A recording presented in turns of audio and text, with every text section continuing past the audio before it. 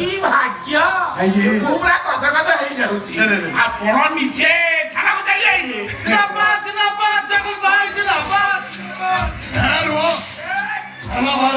ପସନ୍ଦ କରିବି ପାଦ ଧୂଳି ଟିକେ ନବା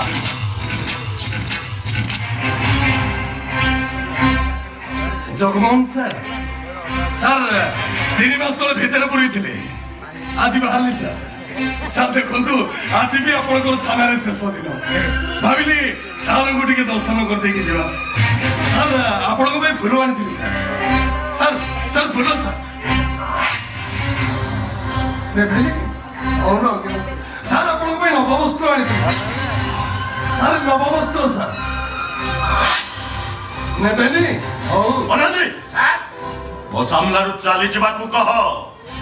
ନହେଲେ ଥାନା କାଛି ପୋଲିସ ଅଫିସରକୁ ଦୋଷାରୋପ କରିଥିବା ଅପରାଧରେ ପୁଣି ଧର ଭିତରକୁ ପଠାଇ ଦେବେ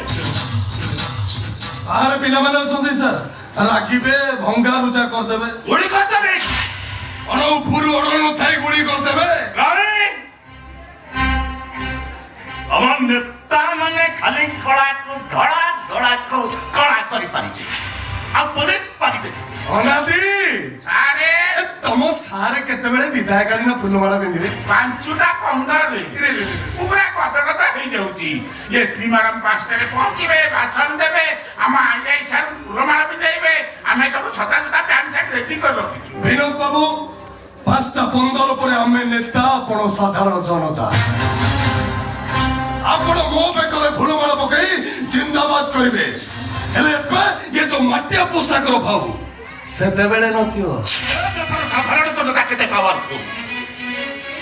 ସେ ପାଠଟା ଆଜି ପର୍ଯ୍ୟନ୍ତ ତମ ନେତା ମାନେ ପଢି ନାହାନ୍ତି କି ଜନତା ପଢେଇ ନାହାନ୍ତି ଥରେ ନେତାକି ସେ ପାଠଟା ବୁଝିଗଲେ ଜୀବନ ସାରା ନେତାଗିରି କରିବାକୁ ଡରିବ ଆରେ ମୁଁ ପୁରା କଦ କଦ ହେଇଯାଉଛି ସାରେ ମାଟିଆ ପୋଷାକ ସବୁବେଳେ ମାଟିରେ ଧଳା ପୋଷାକ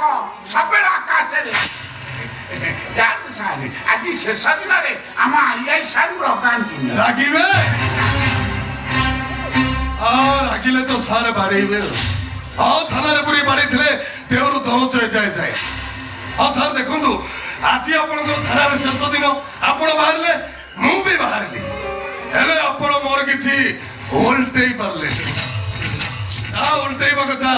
ମୁଁ ଓଲଟେଇଲି ଯିବା ପୂର୍ବରୁ ସତ କଥା ଗୁଡା କହୁଛି ଶୁଣିଥାନ୍ତୁ